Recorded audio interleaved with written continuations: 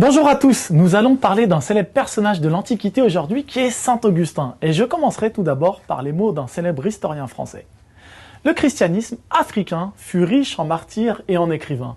Tertullien, Arnobe, Cyprien, le plus grand de tous fut Augustin qui devint l'un des maîtres de la pensée occidentale pour de nombreux siècles.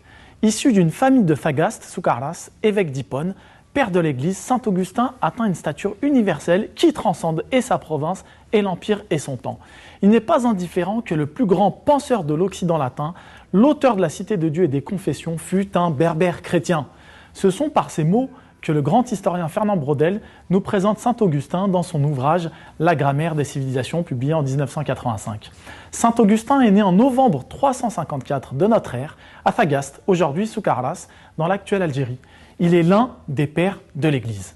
Saint Augustin est probablement la personnalité qui a exercé le plus d'influence dans l'histoire du christianisme en Afrique, en Méditerranée, en Europe et dans le monde. Nous savons de par les sources que le père de Saint Augustin était un romanisé de culture païenne. Sa mère, Sainte Monique, était une amazighe, une berbère et chrétienne d'une grande piété. Il étudia ensuite à Carthage, dans l'actuelle Tunisie. Durant sa formation, il s'intéresse à la philosophie grecque et à la culture romaine. Augustin étudia dans la ville de Mador, dans l'actuelle Algérie, là où il rencontrera Apulée, le célèbre auteur de l'Âne d'Or. Il étudia ensuite à Carthage, dans l'actuelle Tunisie. Durant sa formation, il s'intéresse essentiellement à la philosophie grecque et à la culture romaine. C'est au cours de l'un de ses postes d'enseignant à Milan, en Italie, qu'il fait la connaissance du célèbre évêque de la ville, Ambroise, qui contribuera à la transformation d'Augustin, et c'est en 386 qu'il va se convertir au christianisme. En 388, il revient à Fagaste, puis il s'installe à Hippone, l'actuelle Annaba, en Algérie. Il s'engage dans des batailles politiques et religieuses contre des différentes communautés chrétiennes qu'il cherchera à ramener dans le giron de sa doctrine durant de nombreuses années. Il va progressivement produire une œuvre qui va influer sur la sensibilité africaine et européenne et sur le christianisme. La pensée philosophique et religieuse d'Augustin repose sur un effort pour intégrer à la religion, à la foi chrétienne, l'héritage grec et latin. L'œuvre de saint Augustin est fondamentale dans l'espace méditerranéen. Il était chrétien, mais il se considérait avant tout comme un Africain, comme étant un amazigh.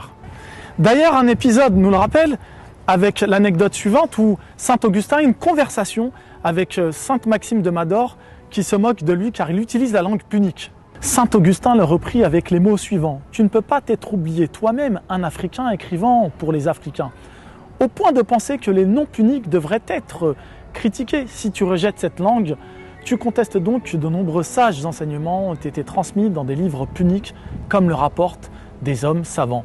Tu dois sûrement regretter d'être né là où le berceau de cette langue reste chaud. » À travers cette anecdote, nous observons comment saint Augustin se considérait fondamentalement africain, lui le berbère chrétien. Nous pouvons dire aujourd'hui que saint Augustin reste une figure marquante de l'espace méditerranéen. Il reste aussi une figure de cet espace civilisationnel qui a tant donné à l'histoire de ce monde. À bientôt.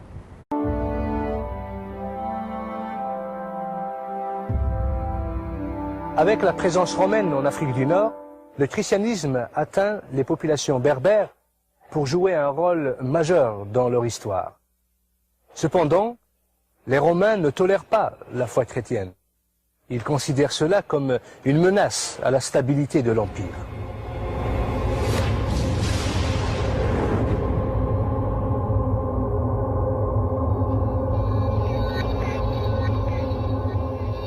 La croyance en la foi chrétienne coûtait cher aux Berbères. Persécutés, torturés à mort, les Berbères comparaissaient quasiment tous les jours devant les tribunaux romains. Décapités, livrés dans les amphithéâtres aux bêtes féroces, brûlés, crucifiés. Malgré tout, les Berbères chrétiens sont restés fermes dans leur foi. La souffrance et la torture ont ouvert grand les portes à un réveil accompagné d'une grande détermination à tenir ferme. Ainsi, les Berbères ne vont pas uniquement donner un grand nombre de martyrs à la foi chrétienne, mais aussi la crème des philosophes et des penseurs qui vont par la suite consolider la chrétienté et défendre la foi face aux persécuteurs et face aux hérésies.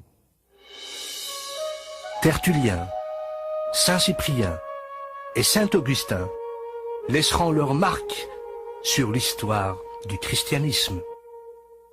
C'est à cette période noire de persécution de l'Église en Afrique du Nord que naquit à Carthage Tertullien.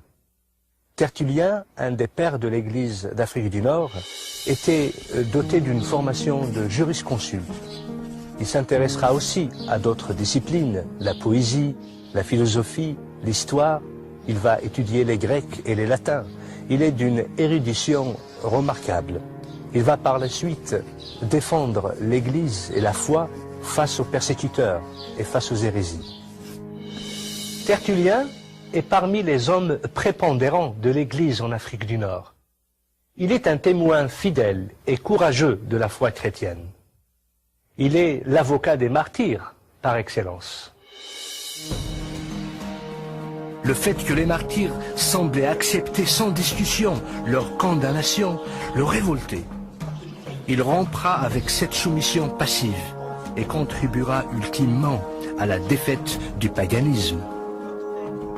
Tertullien se révoltera d'abord contre un paganisme d'État, intolérant, qui refusait le droit de citoyenneté aux chrétiens. Ensuite, contre une hiérarchie ecclésiastique qui faisait des concessions et se compromettait avec les puissances du siècle. Tertullien est considéré comme le fondateur de la théologie biblique. Il est parmi les pères de l'Église qui marqueront considérablement l'histoire de la chrétienté. Il est à la fois apologète, enseignant, moraliste et théologien. Tertullien est considéré aussi comme le champion de la défense de la chrétienté. À sa suite viendra Cyprien.